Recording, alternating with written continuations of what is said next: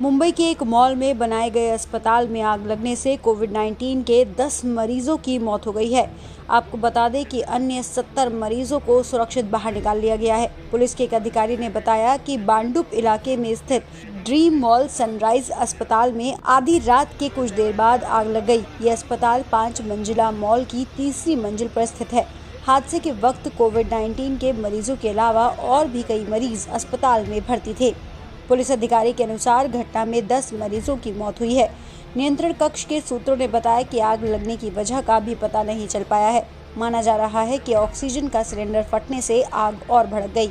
दमकल की 20 गाड़ियों और पानी के 15 टैंकरों ने आग पर काबू पाया।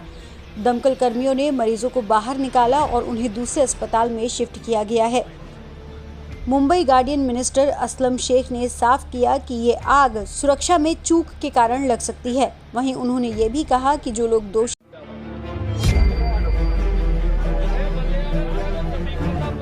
किसान संगठनों द्वारा किसान आंदोलन के 4 महीने पूरे होने पर बुलाए गए भारत बंद का असर अब दिखने लगा है।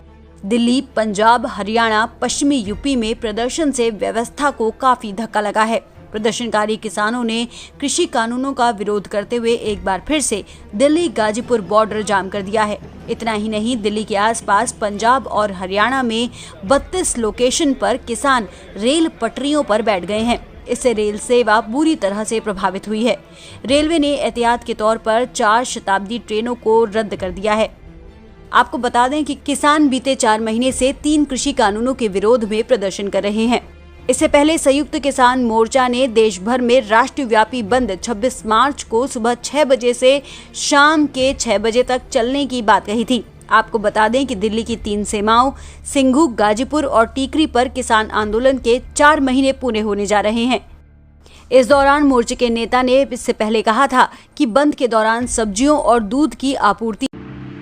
भारत में कोरोना वायरस के नए मामले लगातार 15 दिन से बढ़कर सामने आ रहे हैं। बीते एक दिन में 60,000 के करीब नए मामले सामने आए हैं। आपको बता दें कि 18 अक्टूबर 2020 के बाद पहली बार इतने मामले सामने आए हैं। लगभग 3.5 महीने बाद एक्टिव केस एक बार फिर से 4 लाख के पार पहुंच गए हैं। इसमें लगातार 16 दिनों से इजाफा जारी है। केंद्रीय स्वास्थ्य मंत्रालय के अनुसार बीते 24 घंटे में 59,118 नए मामले सामने आए, जबकि इस दौरान 257 लोगों की मौत हो गयी। आपको बता दें कि भारत में बीते 24 घंटे में 11 लाख से अधिक सैंपल टेस्ट किए गए। केंद्रीय स्वास्थ्य मंत्रालय के अनुसार भारत में अब कोरोना वायरस का कुल आंकड़ा 1,18,46,652 पहुंच गया है। वहीं एक्टिव केस बढ़कर 4,21,066 पहुंच गए हैं। भारत में अब तक 1,12,64,637 लोग कोविड-19 से ठीक हुए हैं। हालांकि भारत में कोविड-19 से मरने वालों का कुल आंकड़ा अब 1,60,949 पहुँच गया है। भारत में अब तक 23,86,04,638 सैंपल टेस्ट किए जा चुके हैं। गौरतलब है कि स्वास्थ्य मंत्रालय के अनुसार पॉजिटिविटी रेट भारत में अब बढ़कर 3.55% हो गई है। वहीं रिकवरी दर घटकर 95.09% रह गई है। वहीं डेथ रेट 1.36% पर पहुंच गई है। देश में अब कुल 5,55,04,440 लोगों को कोविड-19 वैक्सीन लगाई जा चुकी है। महाराष्ट्र में पिछले 24 घंटे में 35,952 नए मामले सामने आए हैं और 111 लोगों की मौत हो गई है। वहीं देश की राजधानी दिल्ली में 58 दिन बाद 1,515 नए मामले सामने आए हैं। इससे पहले 16 दिसंबर को 1,547 नए मामले सामने आए थे। दिल्ली को लेकर केंद्र सरकार ने, मोदी जी की सरकार ने कल जो बिल पास किया है वो बेसिकली ये दिखाता है कि मोदी जी की सरकार, भारतीय जनता पार्टी की सरकार अरविंद केजरीवाल जी को लेकर, उनके काम को लेकर किस तरह से असुरक्षित महसूस कर रही है।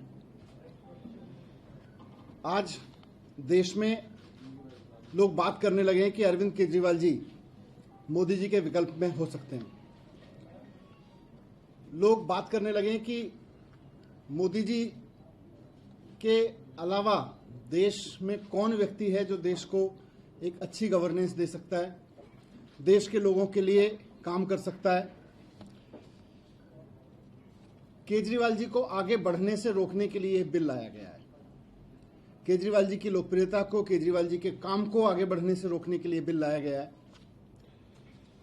पिछले 6 साल के अंदर दिल्ली में खूब काम हुए हैं और ये हम नहीं कह रहे, पूरी दिल्ली कह रही है, पूरे देश में इस पे चर्चा हो रही है, दुनिया में इस पे चर्चा हो रही है, स्टडी की जा रही है कि दिल्ली में क्या काम हुए, कैसे हुए, विपरीत परिस्थितियों में कैसे काम कर लिए गए। जिन कामों के बारे में सोचा जाता था कि ये तो हो ही नहीं सकते, कोई सरकार नहीं। गुजरात के स्वास्थ्य मॉडल की सच्चाई पूरी दुनिया के सामने आ गई है।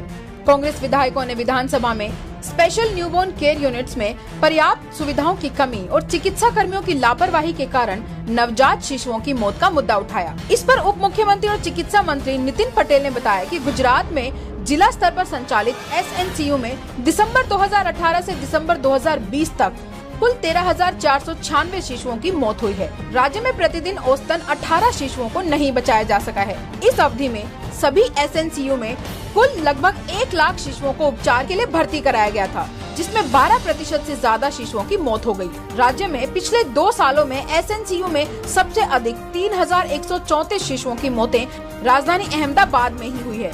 SNCU में कम वजन, सांस लेने में परेशानी, पीलिया या निमोनिया जैसी बीमारियों से ग्रसित बच्चों का उपचार किया जाता है। गुजरात की भाजपा सरकार शिशुओं की मौत को लेकर बिल्कुल भी गंभीर नहीं है। काफी दिनों से SNCU में डॉक्टर्स और नर्स के पद रिक्त हैं, जिसे अब तक नहीं भरा गया है। जिस गुजरात मॉडल का ढोल साल 2014 में पीटा गया था, उसकी सच्चाई खुलकर लोगों के सामने आने लगी है।